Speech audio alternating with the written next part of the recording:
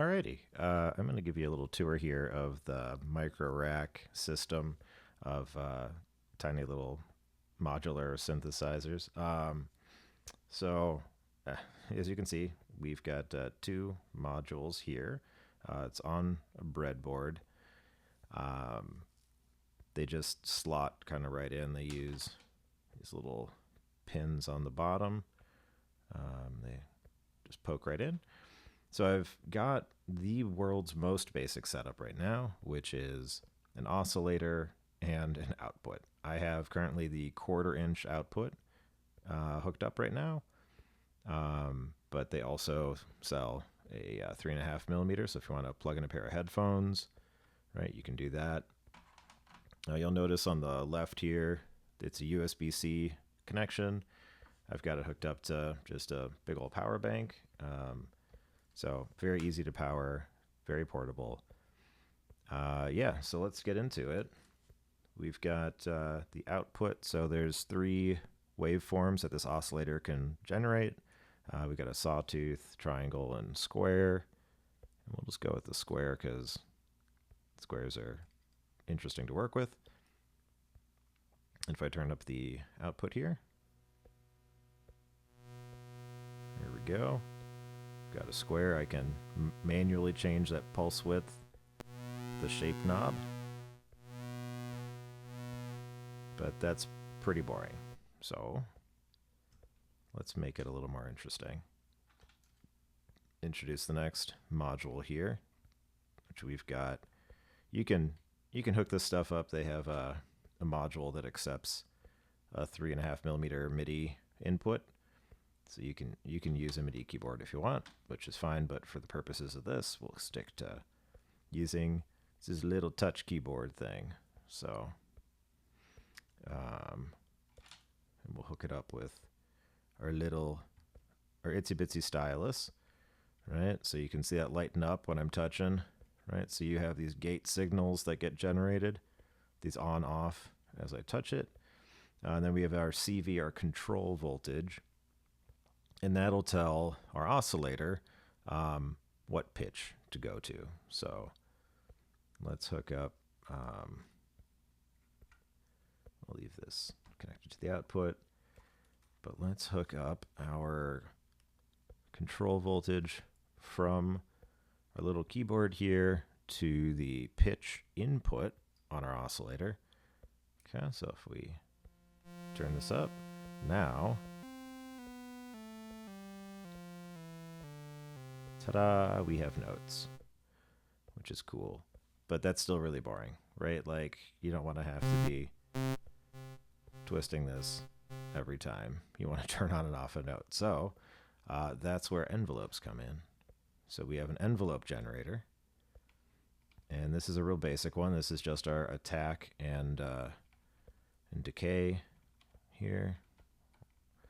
Sometimes I take a little wiggling to slot in. There we go.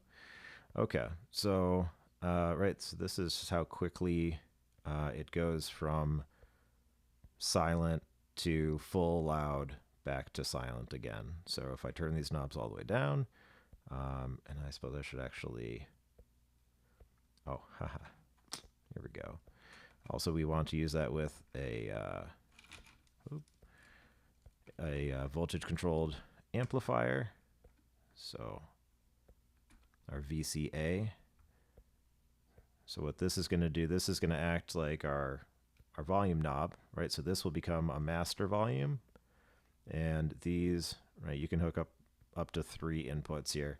But so these will be our volume knobs that we will automatically control using the voltage coming out of the envelope generator. So we will take our gate signal, right? So that's the on off here, right? When I touch this, we'll take our gate signal and we will put that into our gate input on our envelope generator. So every time we get a signal from here, it will end up creating a new envelope. And then we want the output of the envelope generator to go into our gain control voltage on our amplifier.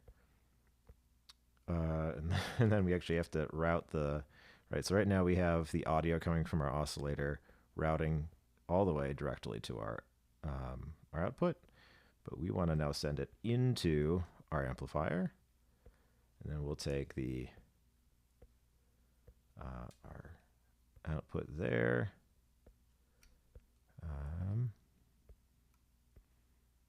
and we'll connect that to our main output.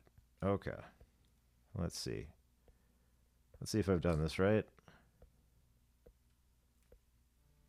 Turn up our gain. Look at that. Now when I touch this, for as long as I hold it,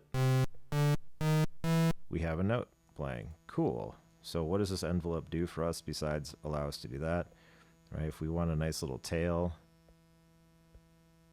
right, on our note, we can do something like this.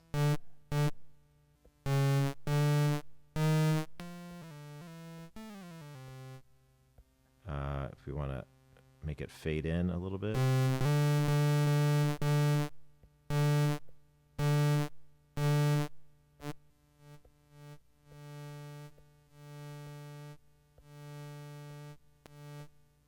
Right?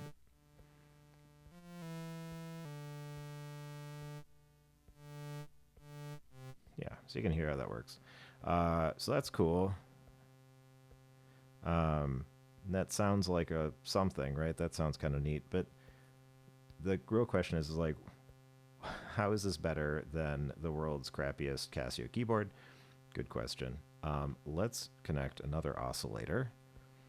And we are going to, right, so we have this one set to VCO, which is our voltage controlled oscillator. And we're going to switch this one to LFO, which is our low frequency oscillator. So we're going to go from frequencies that humans can hear down to frequencies well below what humans can hear. And this is really good for controlling things in a repeating manner. So I'm going to take the triangle output here, and I'm going to connect it to the shape input over here. Right, now you can kind of hear that womp womp sound. Right, and if I change the pitch on this guy, that speeds up.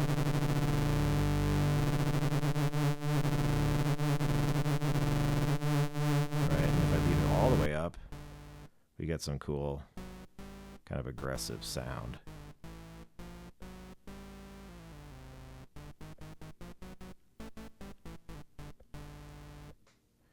Right, which is kind of neat. And so what's cool about all this stuff is it is totally modular, right? They make an input module that has a 1/4-inch input, right? So you can take, you know, the output of your turntables, right, and you can send it through any one of these, right?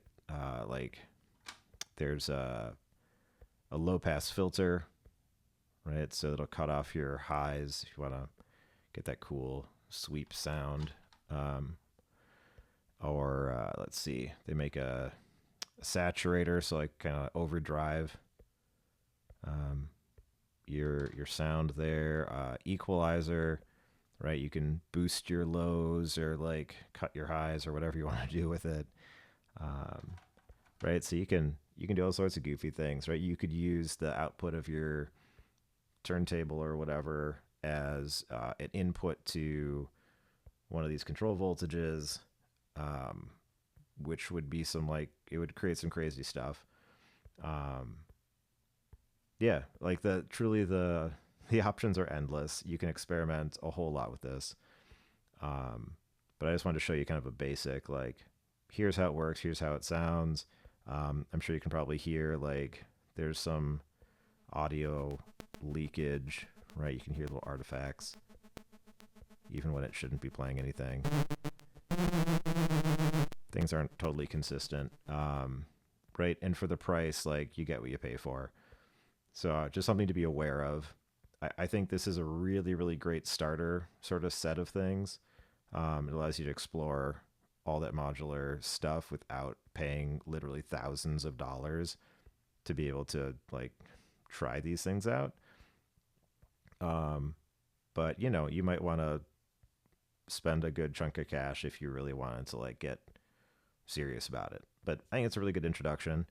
Um, Anyhow, I hope you found this useful and interesting, and feel free to contact me with any questions. See ya.